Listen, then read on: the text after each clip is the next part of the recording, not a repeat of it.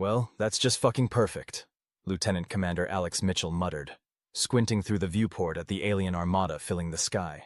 We're about to get wiped out by overgrown space lobsters, and Command sends us exactly— Let me check my notes. Yes, jack shit. Sir, the Xerlian High Command is requesting your surrender. Again.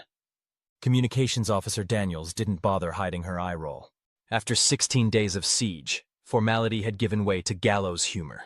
Tell them what you told them yesterday, and the day before that, and the day before that.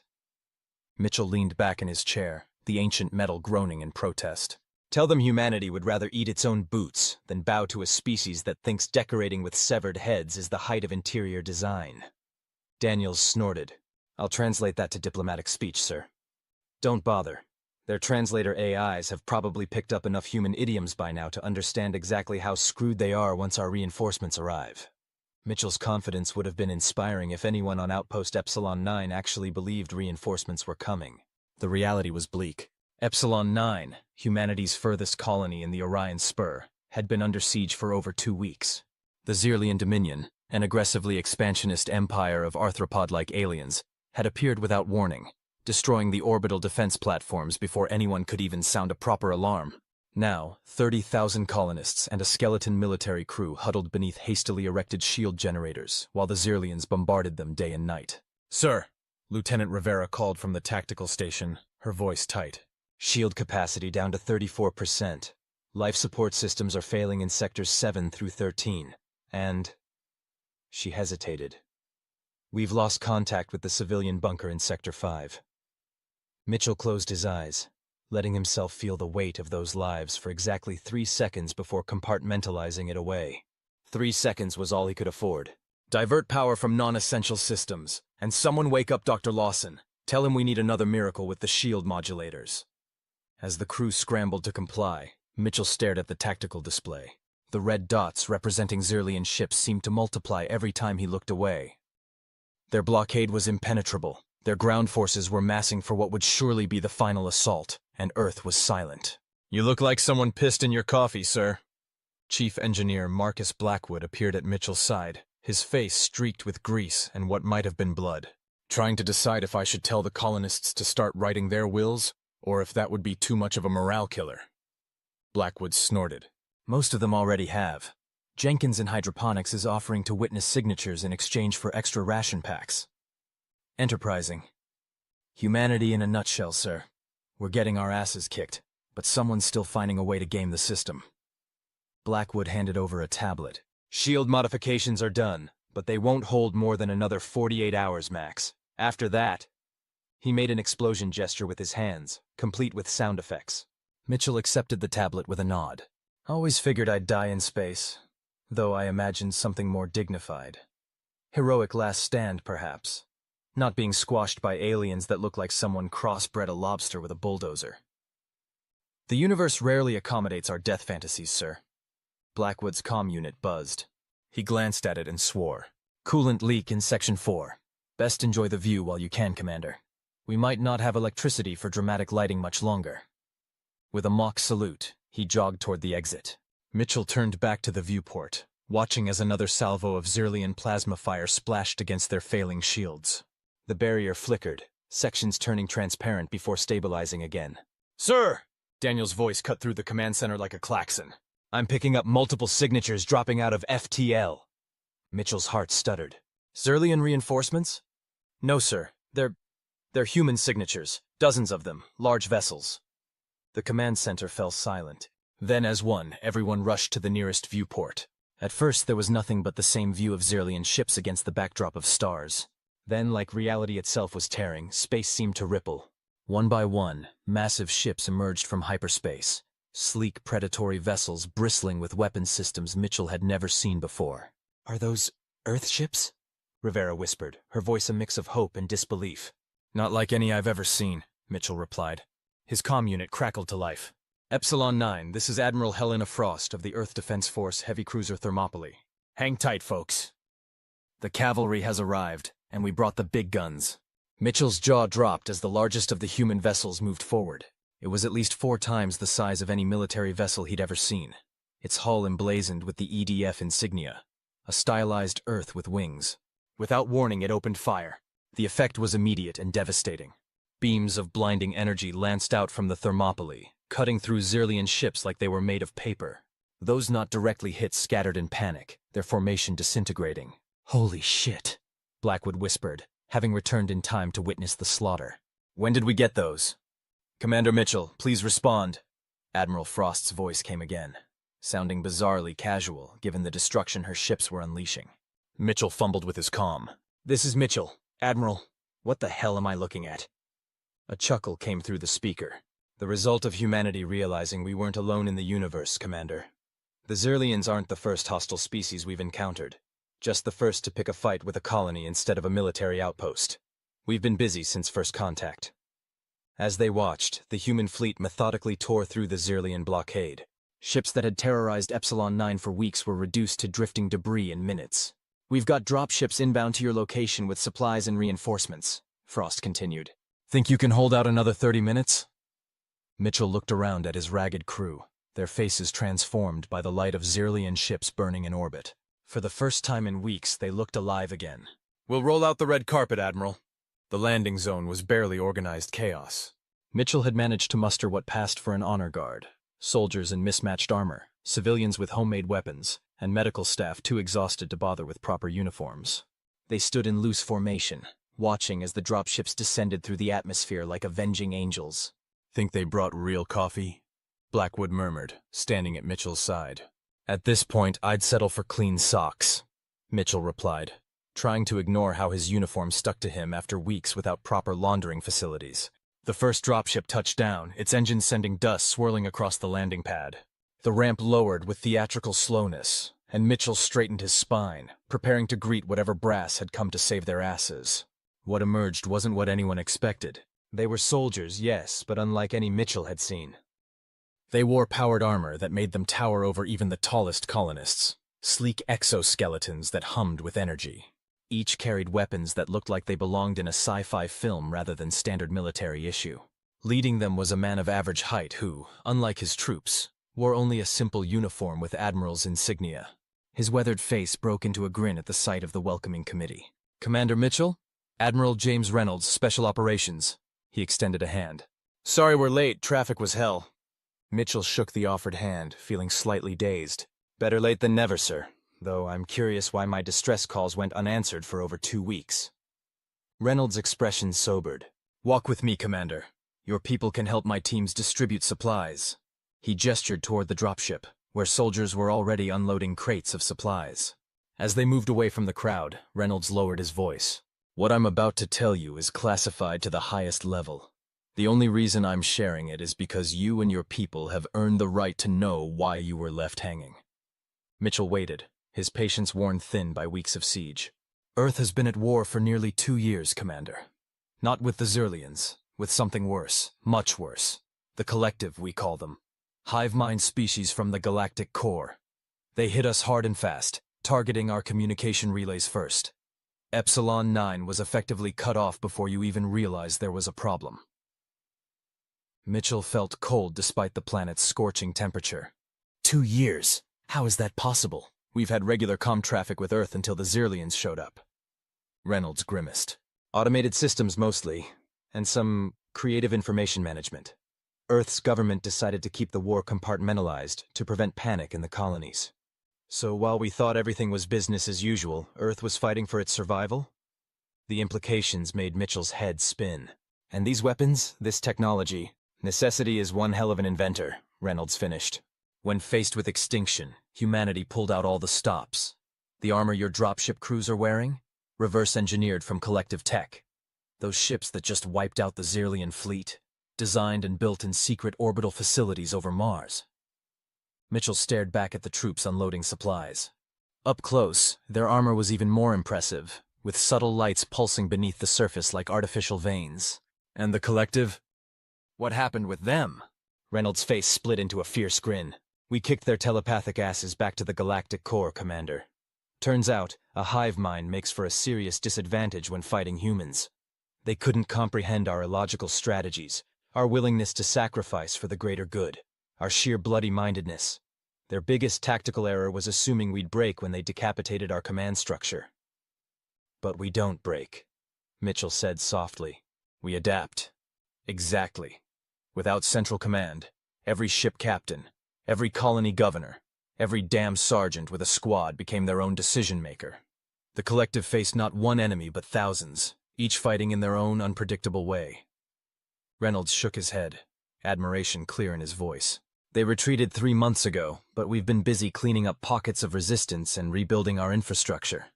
And now the Xerlians, Mitchell added, pieces falling into place.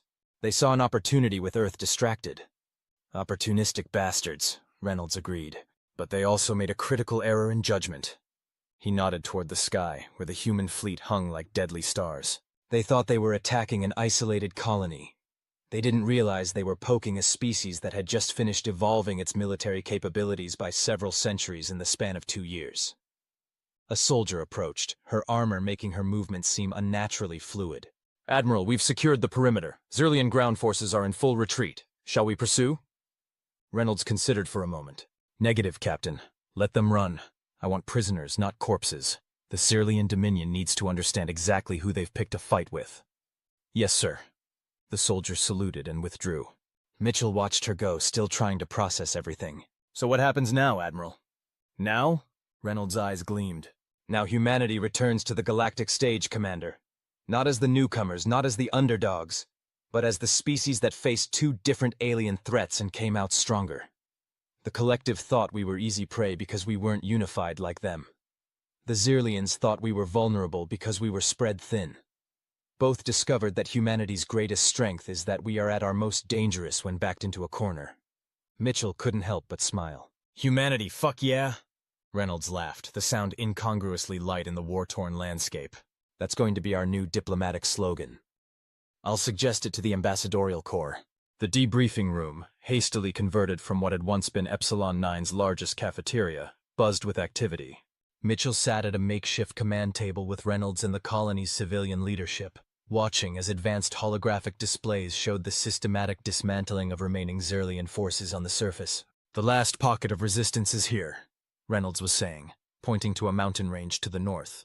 They've dug in with what appears to be their command staff.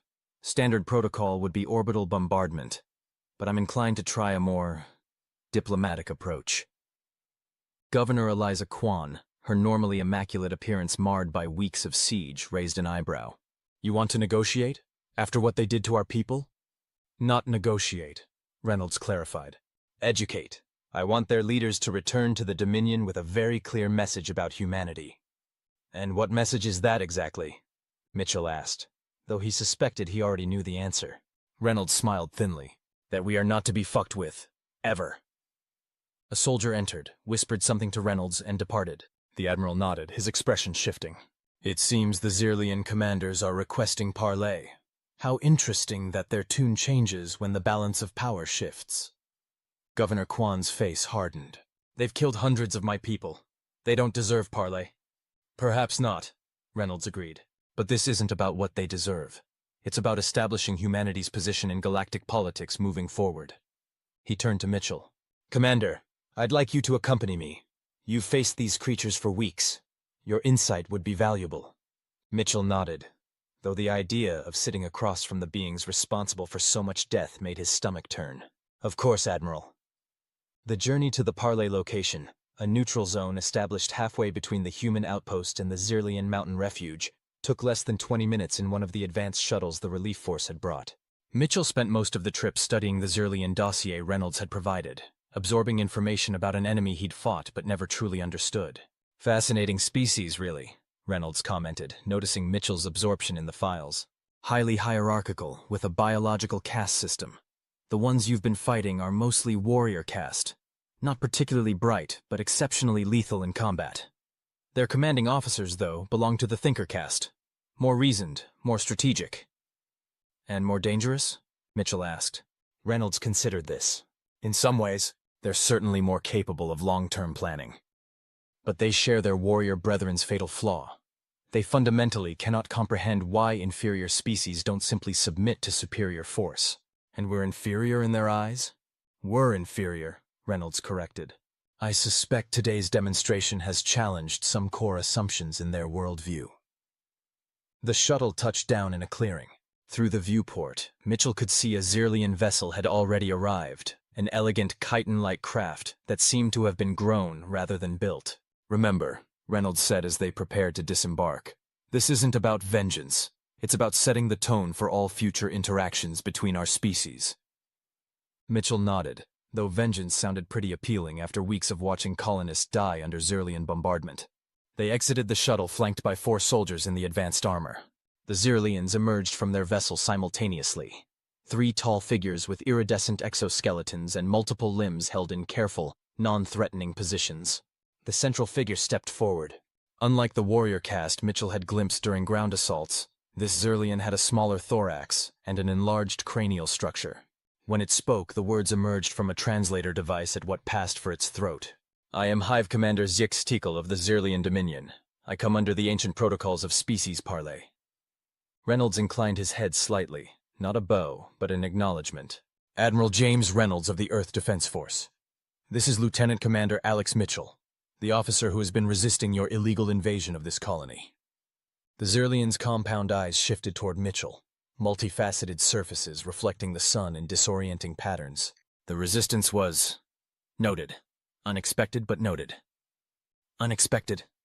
Mitchell couldn't help himself. "You bombard a civilian colony for weeks, and you're surprised we fought back." The Hive Commander's antennae twitched in what might have been confusion. "Your defenses were inadequate. Your numbers were insufficient. Surrender was the logical choice." Reynolds smiled without humor. "I think we've identified our first cultural misunderstanding, Hive Commander. Humans rarely make decisions based solely on logic, especially when our homes and families are threatened." "So we have observed," the Zirlian acknowledged. "It is perplexing.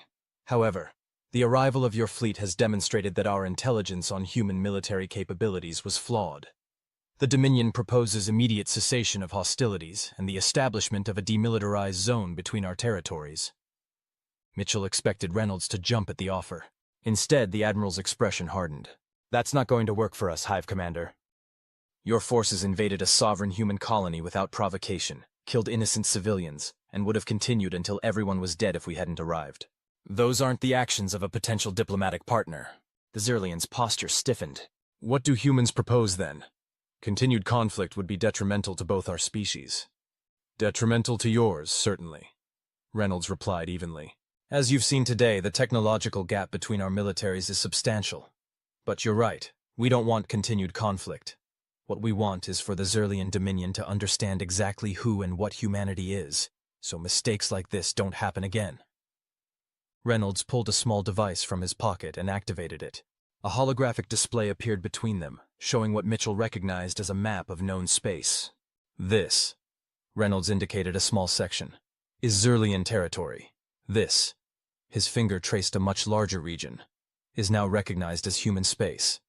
You will respect these boundaries. You will make no further aggressive moves against human colonies or ships. In return, we will not do what every instinct is currently telling us to do, which is to push all the way to your homeworld and demonstrate just how thoroughly we could end your civilization if provoked." The Hive Commander's translator emitted a series of clicks before resolving into words. "The Dominion does not respond well to threats, Admiral." "This isn't a threat," Mitchell interjected. "It's a forecast, based on available data." The Zirlian's compound eyes swiveled toward him. "Explain." Mitchell stepped forward. "In the past 2 years, humanity fought and defeated a technologically superior enemy, the Collective. We took their technology, improved it, and developed countermeasures. We adapted. Then, your forces attacked one of our most distant colonies, thinking us weakened or distracted. Within minutes of our fleet's arrival, your invasion force was decimated. That's not a coincidence or luck. That's humanity's defining characteristic. We learn, we adapt, and we overcome. Every time. The next species that attacks us," Reynolds added quietly, "will face an even more formidable response, because we will have learned from this encounter as well. Evolution, Hive Commander, doesn't just happen over millennia. For humans, it happens between battles." For a long moment, the Zirlian was silent, its antennae moving in subtle patterns that the translator didn't interpret. Finally, it spoke. Your proposal is accepted. The Dominion will withdraw all forces from human territory as defined in your map. We request safe passage for our remaining ships. Reynolds nodded. Granted. But understand this isn't a peace treaty or an alliance. It's a recognition of reality. If the Dominion wishes to establish normal diplomatic relations in the future, that door remains open. But any further aggression will be met with the full force of a humanity that no longer needs to hold back. The Hive commander performed what might have been a gesture of acknowledgement. The Dominion understands. There is much to reconsider about our assessment of your species. I suggest you start with the assumption that technological advantage is permanent, Mitchell offered. We find that one particularly motivating to disprove. 3 days later, Mitchell stood on the observation deck of the Thermopylae, watching as Epsilon-9 shrank beneath them. The colony was already showing signs of recovery, with repair drones swarming over damaged structures and new defensive systems being installed by Earth's elite engineering corps. Penny for your thoughts, Commander? Admiral Frost appeared beside him, her uniform impeccable despite the chaos of the past days. Just wondering what happens next, Mitchell admitted. For the colony, for Earth, for all of us, really.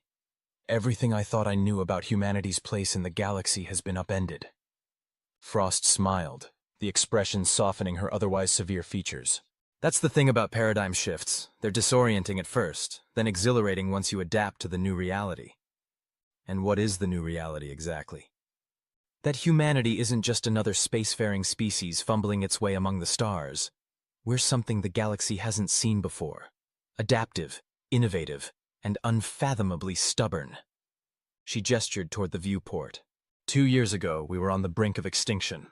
The collective had superior technology, superior numbers, and a unified consciousness that should have made them unbeatable in conventional warfare. So we didn't fight conventionally, Mitchell guessed. We fought like humans, Frost confirmed. Dirty, desperate, and with absolutely no concern for the proper way to wage interstellar war. When they jammed our communications, we developed quantum entanglement comms that couldn't be blocked. When they targeted our command structure, we decentralized and gave ship captains unprecedented autonomy. When they deployed technology we couldn't match, we captured it, reverse-engineered it, and improved it. She turned to face Mitchell fully. Do you know what the collective called us toward the end, before they retreated? Mitchell shook his head. The evolutionary anomaly. Their hive mind couldn't comprehend a species that could change its strategies, its technology, even its social structures so rapidly in response to threats. His pride was evident in her voice. They had evolved over millions of years to be perfect predators, and they couldn't adapt fast enough to counter a bunch of upstart apes who'd only figured out electricity a few centuries ago. The ship hummed around them as it prepared for the jump to hyperspace. Mitchell watched as the last of the escort vessels took formation. Admiral Reynolds mentioned I'm being reassigned, he said finally. If you accept, yes. Earth is establishing a new division, the Rapid Response and Adaptation Corps. Its mandate is to be our first line of defense against new threats, but more importantly, to be our front line of innovation. Reynolds thinks you've got the right mindset for it. Because I kept a colony alive against impossible odds? Frost chuckled. Because when faced with those impossible odds, your first instinct wasn't to follow protocol or wait for rescue. It was to adapt, improvise, and overcome with whatever you had on hand. That's exactly the spirit this new corps is built on. The ship's intercom announced the imminent jump to hyperspace. Frost straightened. Think about it, Commander. Earth is entering a new era, and we need officers who understand what that means. Not just tactically, but philosophically. With a nod, she departed, leaving Mitchell alone at the viewport. Below, Epsilon-9 was now just a glowing dot amid the darkness of space. Soon, they would jump, and he would return to an Earth transformed by war, technological revolution, and the profound realization that humanity was not alone in the universe. As the hyperspace engines engaged and reality distorted around the ship, Mitchell found himself smiling. The galaxy had no idea what it was in for. Humanity had faced extinction twice now, and each time had emerged stronger, more advanced, and more determined. Evolutionary anomaly, he murmured to himself. I like the sound of that. The observation lounge of Earth's orbital defense station Alpha was packed with military personnel, government officials, and scientific advisors. Mitchell, newly promoted to commander, stood at the back, watching as Admiral Reynolds addressed the assembly. 1 month since the Epsilon-9 incident, and already the galactic landscape is shifting, Reynolds was saying. his voice carrying easily through the space. The Cerulean Dominion has withdrawn to its borders, and according to our intelligence, is undergoing significant political turmoil. It seems their failure against what they perceived as an inferior species has damaged the ruling caste's credibility. Holographic displays showed various alien vessels moving through space, some Cerulean, others belonging to species Mitchell didn't recognize. More significantly, 3 previously neutral species have reached out through diplomatic channels, Reynolds continued. They've been watching, and what happened at Epsilon-9 made quite an impression. The Tellurian Confederacy, in particular, has expressed interest in formal alliance talks. A murmur ran through the crowd. Alliance with alien species was unprecedented. Until now, humanity's interactions with extraterrestrial life had been exclusively hostile. "What's changed?" a voice called out. Mitchell recognized Admiral Frost, her pointed question cutting through the buzz. Reynolds smiled. "What's changed, Admiral, is how we're perceived. For years, humanity was viewed as technologically primitive, politically fragmented, and militarily insignificant. Our victory over the collective changed that perception among those who knew about it. Our response to the Cerulean invasion broadcast that change to the entire sector." He expanded one of the holographic displays, showing a recording Mitchell recognized from Epsilon-9, human ships tearing through the Cerulean blockade with devastating efficiency. "This footage has been transmitted across every major communication network in known space," Reynolds explained. "Some species see it as a warning, others see it as an opportunity. The Tellurians fall into the latter category. They've been under pressure from Cerulean expansion for decades. They see in humanity a potential counterweight. So we're leverage in somebody else's power play," Mitchell found himself saying, the words out before he could stop them. All eyes turned to him. Reynolds, rather than showing annoyance at the interruption, nodded thoughtfully. "An astute observation, Commander Mitchell. And yes, there's certainly an element of that. But leverage works both ways. The Tellurians possess technology we don't, particularly in the realm of biological sciences. They've offered to share it in exchange for military protection."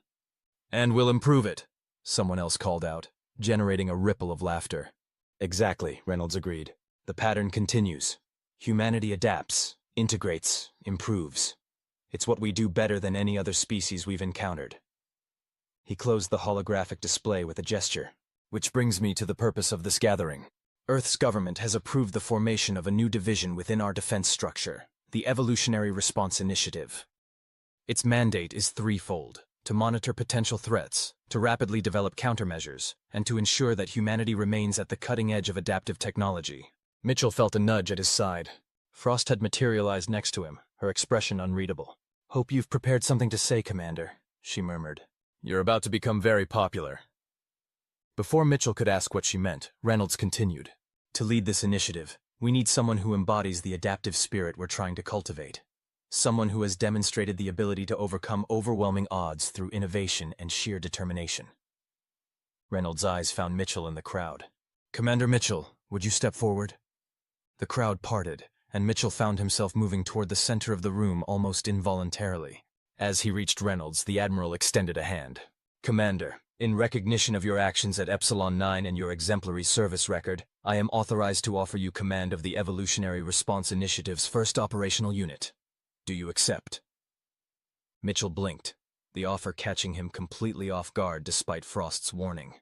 He looked around at the assembled faces, some familiar, most unknown, all watching expectantly. "Sir, I'm honored, but I'm not sure I'm qualified.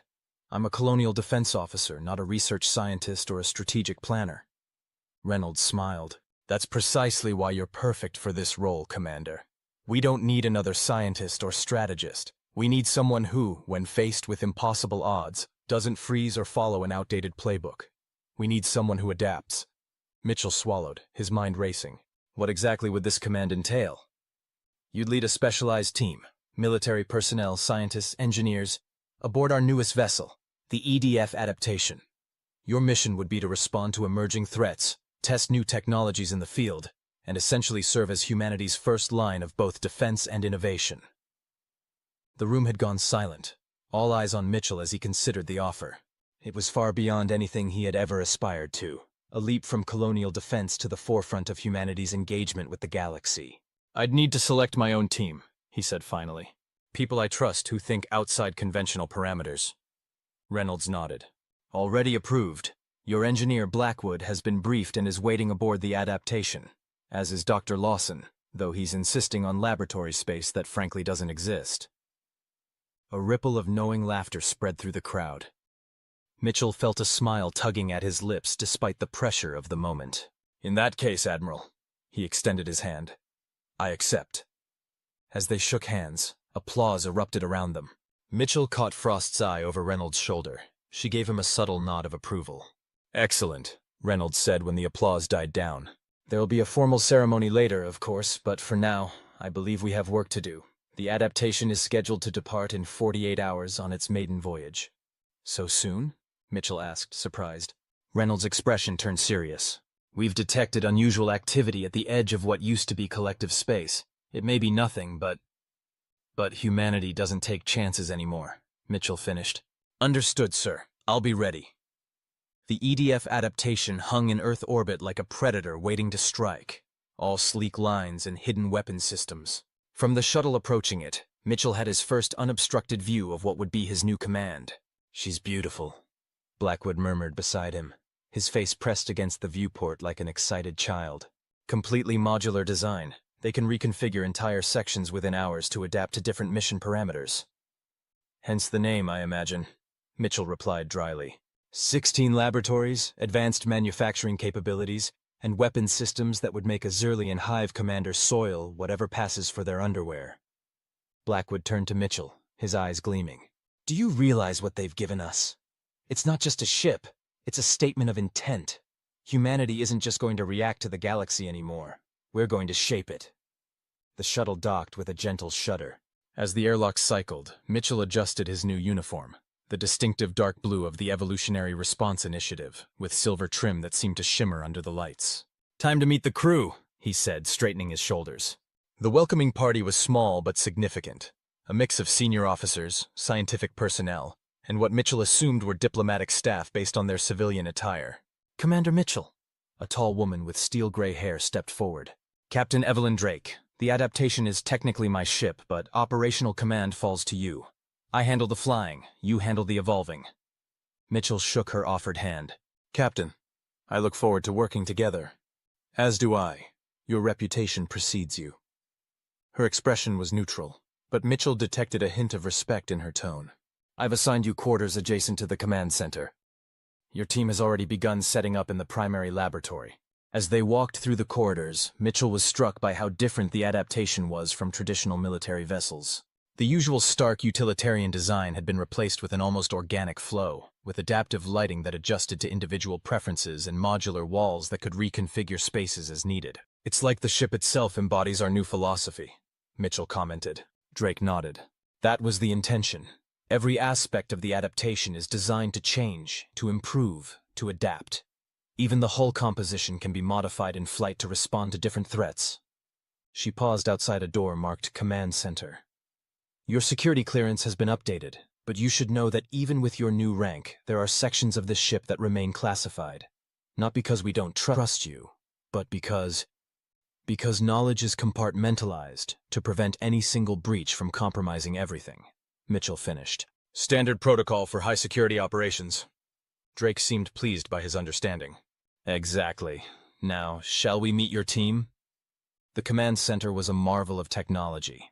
Holographic interfaces, AI assistants, and a central strategic table that displayed real-time data from across known space. Around it stood a diverse group of individuals who fell silent as Mitchell entered. Ladies and gentlemen, Drake announced. Commander Alex Mitchell, head of the Evolutionary Response Initiative's field operations. A chorus of "Sir" and nods greeted him. Mitchell recognized Blackwood, who had slipped ahead during their walk, and Dr. Lawson, the brilliant if somewhat eccentric scientist whose shield modifications had kept Epsilon-9 alive. Let me introduce the core team, Drake continued. You know Chief Engineer Blackwood and Dr. Lawson. This is Lieutenant Kai Winters, tactical specialist. She indicated a compact, wiry man whose alertness reminded Mitchell of a coiled spring. Dr. Elise Novak, xenobiology. A woman with startlingly bright blue eyes nodded curtly. And Commander Zoe Richards, former intelligence officer, now your second in command. Richards stepped forward. Tall, dark-skinned, with the watchful eyes of someone who'd seen too much. Commander, your reputation precedes you. Seems to be a common theme, Mitchell replied, shaking her hand. Though I'm not sure what reputation that is exactly. The man who told the Xerlians to eat shit and then backed it up, Winters offered with a grin. Sir, Mitchell winced. I see the story's already been embellished. Actually, that part's accurate, Blackwood interjected. I might have shared some of your more colorful diplomatic communications with the team. Before Mitchell could respond, an alert sounded. The strategic table flashed red, drawing everyone's attention. Speaking of Xerlians, Drake said, her voice tight as she studied the display. We're picking up a distress signal from a research outpost near the border. They're under attack. Mitchell moved to the table, scanning the data. Xerlian forces? I thought they agreed to withdraw. Not Xerlian, Richards said, manipulating the display to zoom in on the attackers. Unknown configuration. No match in our database. The vessels surrounding the research outpost were unlike anything Mitchell had seen. Asymmetrical, with what appeared to be biological components integrated into mechanical structures. Time to target? Mitchell asked, officer training kicking in. 6 hours at maximum speed, Drake replied. Mitchell studied the tactical display for a moment longer, then looked up at his new team. Looks like our maiden voyage just got interesting. Captain Drake, set course for the outpost. Dr. Lawson, I want analysis of those ships as soon as we're in sensor range. Blackwood, make sure our systems are battle-ready. Richards, tactical assessment. Winters, prepare a response team. As the crew dispersed to their stations, Mitchell felt a familiar tension building in his chest. The prelude to combat. But this time it was tinged with something new. Not just determination or duty, but a sense of purpose that went beyond survival. Humanity wasn't just fighting to exist anymore. They were fighting to evolve. Dropping out of hyperspace in 3, 2, 1. The navigation officer's voice was steady as the adaptation tore back into normal space. Its advanced drives managing the transition with barely a shudder. The main view screen flickered to life, showing a scene of devastation. The research outpost, a modular structure built into a small moon, was partially breached, with sections exposed to vacuum. Around it floated the strange attacking vessels, their organic-mechanical hybrid design even more unsettling up close. Life signs on the outpost? Mitchell demanded, leaning forward in the command chair. Faint readings from the central hub, Richards reported from the tactical station. Maybe 20 survivors. The attackers have breached the outer sections but haven't reached the core yet. What about those ships? Any attempt to communicate? None, sir, the communications officer replied. We've broadcast on all standard frequencies. No response. Mitchell studied the alien vessels. They moved with unusual coordination, almost like a school of fish rather than individual ships. Dr. Novak, any thoughts? The xenobiologist was already analyzing sensor data, her fingers dancing across her console. Preliminary readings suggest a quantum entanglement communication system, similar to what we developed against the Collective, but more advanced. They're operating as a unified entity. Like the Collective? Mitchell felt a chill run down his spine. No, not a hive mind, Novak clarified. More like perfect synchronization. Every ship knows exactly what the others are doing, in real time, without lag. Which makes them predictable, Winters added from the weapons station. If they all follow the same tactical approach, then we only need to find one weakness to exploit it across their entire force. Mitchell finished, the beginnings of a plan forming. Dr. Lawson, what about their composition? Those look like biological components. Lawson, who had been unusually quiet, looked up from his analysis. Living metal, Commander, or something very much like it. The ships are grown, not built, and they're adapting to the outpost's defenses in real time. A chill settled over the command center. The irony wasn't lost on Mitchell. Their first encounter was with a species that embodied the very principle they had formed around. Captain Drake, hold position at maximum weapons range, Mitchell ordered. Richards, I want options for extracting the survivors. Blackwood, Lawson, I need to know if those ships have a central coordination point, a weak spot in their network. As the crew scrambled to comply, Mitchell turned to Novak. Doctor, you said they're perfectly synchronized, but not a hive mind. What's the distinction? Novak frowned, considering. A hive mind like the Collective shares consciousness. Every drone is an extension of the central intelligence. What we're seeing here is different. Each ship appears to be autonomous, but operating with perfect knowledge of what every other ship is doing. It's like they're quantum entangled at the decision-making level. Lawson interrupted, excitement breaking through his usual reserve. Not just their communications, but their actual tactical systems. Mitchell leaned forward. Can we disrupt that entanglement? A slow smile spread across Lawson's face. Maybe, if we can identify the quantum frequency they're using. Do it, Mitchell ordered. Blackwood, work with Lawson. I want a disruption solution as quickly as possible. He turned to the tactical display. In the meantime, let's get those people out. Richards, tactical assessment for a rescue operation? Richards manipulated the display, highlighting different approach vectors. Standard insertion would be suicide, sir. They've got every angle covered. But... She zoomed in on what appeared to be a maintenance port on the far side of the moon. There's a secondary docking mechanism here. It's designed for automated supply deliveries, not personnel transport, but we could modify a shuttle, Mitchell finished. Winters, you're with me. Pick your team. We'll need a medic as well. Sir, Captain Drake interjected. Protocol states that the mission commander should not lead high-risk extraction operations personally. Mitchell smiled thinly. Noted, Captain, but this isn't a standard operation, and I'm not a standard commander. Besides, he added, glancing at the alien ships, I want to see these things up close. The modified shuttle hurtled through space, its engines muffled and its profile altered to mimic the Outpost's automated supply vessels. Mitchell, secured in the new combat armor of the Evolutionary Response Initiative, monitored the tactical display as Winters piloted them toward the hidden docking port. No reaction from the hostiles, Richards reported through the comm. They're still focused on breaching the central hub, ETA to intercept at current speeds. 3 minutes. Copy that, Mitchell replied. He turned to the squad, 6 soldiers plus a combat medic, all in the same advanced armor. Remember, our priority is the survivors. We get in, we get them out, no heroics. What about the aliens, sir? One of the soldiers asked. Engage only if necessary? Mitchell considered this. We need intelligence on what we're dealing with. If possible, I want a specimen for Dr. Novak to examine, but not at the expense of the mission or any survivor. The shuttle shuddered slightly as they passed through the debris field surrounding the outpost. Through the viewport, Mitchell could see the alien vessels more clearly now, their hulls pulsing with what looked disturbingly like blood vessels, mechanical components seamlessly integrated with organic material. 30 seconds to docking, Winters announced, his voice tight with concentration. No detection so far.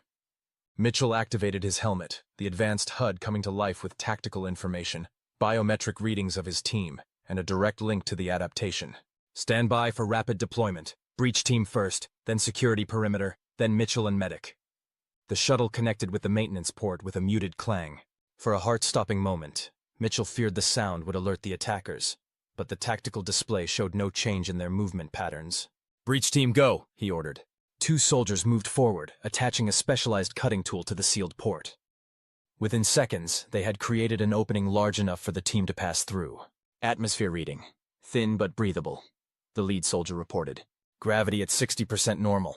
No immediate hostile presence detected. Move in, Mitchell commanded. Secure the route to the central hub.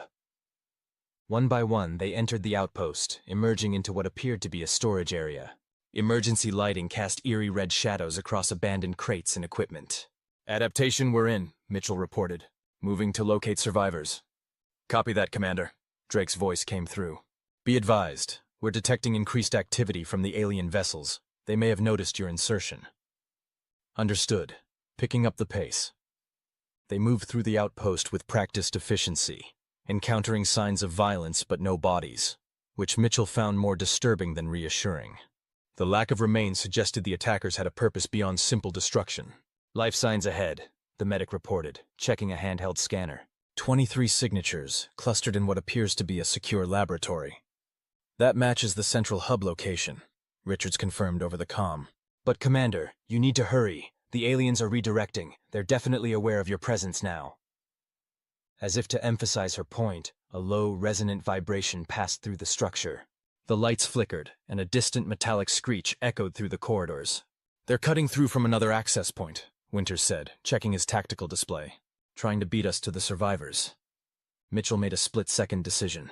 Team 1, with me to the survivors. Team 2, delay the hostiles. We need time for evacuation. With the team divided, they double-timed it through the increasingly damaged sections of the outpost. Signs of the aliens' activity became more prevalent. Strange organic residue on walls, equipment that appeared partially dissolved, and most disturbingly, patches of what looked like the same living metal as the ships growing on various surfaces. It's like they're trying to convert the outpost, the medic murmured, scanning one such growth, integrating it into their technology. Questions later, Mitchell replied. Hub entrance ahead. The door to the central laboratory was sealed with emergency protocols, multiple layers of security engaged. A communication panel beside it flickered with static. This is Commander Mitchell, Earth Defense Force, Mitchell announced. We're here to extract you. Stand by for emergency override. The static cleared, revealing the haggard face of a woman in a science officer's uniform. Commander, thank God. We thought... She glanced over her shoulder nervously. We've been holding them off, but we can't last much longer. We have a shuttle docked at the maintenance port, Mitchell assured her. We're coming in now. Stand clear of the door. While Winters worked on bypassing the security protocols, Mitchell maintained communication. Can you tell us what happened? Who are they? The scientist shook her head. They just appeared 3 days ago. No warning, no communication attempts. They started... I don't know how to describe it. Sampling the outpost, taking pieces. Then they began attacking in earnest. Her voice dropped. Commander, they took some of our people. Not killed, took. And the pieces of the station they've occupied, they're changing. Before Mitchell could ask for clarification, Winters announced. Got it. Override complete. The massive door slid open with a hydraulic hiss, revealing 23 surviving personnel, scientists, security officers, and support staff. All showed signs of the desperate 3-day siege. Exhaustion, minor injuries, and the 1,000-yard stare of those who'd seen too much. Move quickly, Mitchell ordered. We have limited time before... A violent tremor shook the outpost, strong enough to throw several people off balance. Over the comm, Team 2's leader's voice came through, tight with tension. Commander, we've engaged the hostiles. Sir, they're not like anything we've encountered. Conventional weapons seem to just pass through them. Fall back to the shuttle, Mitchell ordered. All personnel, move now! They began the evacuation, helping the weakest survivors first. Mitchell and Winters took up rearguard positions as they retraced their path toward the maintenance dock. Adaptation, what's the status of those ships? Mitchell asked as they moved. Still in holding pattern, Drake replied. But we're detecting energy buildups consistent with weapons charging. Commander, whatever you're going to do, do it fast. The first intersection was clear, but as they reached the second, they encountered Team 2 in full retreat, and behind them, their pursuers. Mitchell's first thought was that alien was an inadequate description. The entities moved like liquid mercury given life, their forms constantly shifting between vaguely humanoid shapes and more abstract configurations. Where the light hit them, their surfaces reflected not like metal, but like something both organic and manufactured simultaneously. Fall back, the Team 2 leader shouted. Standard weapons ineffective. One of the soldiers fired a burst from his advanced rifle, the energy pulse passing straight through the nearest entity without apparent effect. In response, the creature surged forward with impossible speed, engulfing the soldier before anyone could react. For one horrible moment, the soldier's screams filled the comm channel. Then silence, as the entity seemed to absorb him completely, his armor and all. Back, Mitchell ordered. Alternative route. They retreated down a side corridor, the entities flowing after them with unhurried confidence. Mitchell noted with growing alarm that more of the living metal growths covered the walls here, pulsing in sync with the pursuers' movements. Lawson, Mitchell barked into his comm. Tell me you have something on disrupting their coordination. Working on it, Commander, came the scientist's strained voice. We've identified the quantum frequency, but creating a disruptor is proving challenging. Work faster, Mitchell replied grimly. Richards, we need an alternative evacuation route. The main path is compromised. While Richards consulted the outpost schematics, Mitchell made a decision. Team, defensive formation. Winters, with me. I want to try something. As the rest of the team formed a protective cordon around the survivors, Mitchell and Winters advanced toward the approaching entities, adjusting their weapons. Sir? Winters questioned. If energy passes through them, let's try something more primitive. Mitchell switched his rifle to an auxiliary mode, one that fired physical projectiles rather than energy pulses. Old school. The entities paused, as if assessing this new approach. Mitchell took careful aim at the lead one and fired. The projectile, a hypervelocity tungsten round, struck the creature with a weird splashing effect. For a moment, its form distorted around the impact point. That got its attention, Winters muttered, following suit with his own weapon. The entities retreated slightly, their fluid forms rippling in what might have been communication or pain. It wasn't a decisive advantage, but it gave them breathing room. Richards? Mitchell prompted. Got it, she responded. Maintenance shaft 3 levels down. It connects to a secondary airlock where we could potentially dock the shuttle. Winters, relay coordinates to the shuttle pilot. Everyone else, move out. We'll hold them here as long as possible. As the team led the survivors toward the new escape route, Mitchell continued firing, forcing the entities to maintain their distance. But he noticed something disturbing. With each shot that connected, the creatures seemed to ripple in perfect synchronization, as if the impact was felt by all of them simultaneously. "Lawson," he said into his comm, keeping his voice steady despite the growing tension. "When these things are damaged, they all react identically. Could that be the key to disrupting them?" There was a moment of silence before Lawson's excited voice came through. "Yes. If they share pain or damage across their network, a sufficiently strong disruption to one could cascade through their entire system." "What kind of disruption are we talking about?" "Something that interferes with their quantum state. A targeted EMP might work, but it would need to be precisely calibrated to their frequency." Mitchell glanced at Winters, who nodded in understanding. "We can modify one of our grenades. The armor's fabrication systems should be able to handle it." While continuing to hold the entities at bay, Winters began reprogramming one of his tactical grenades, using the armor's built-in manufacturing capabilities to reconfigure its internal components.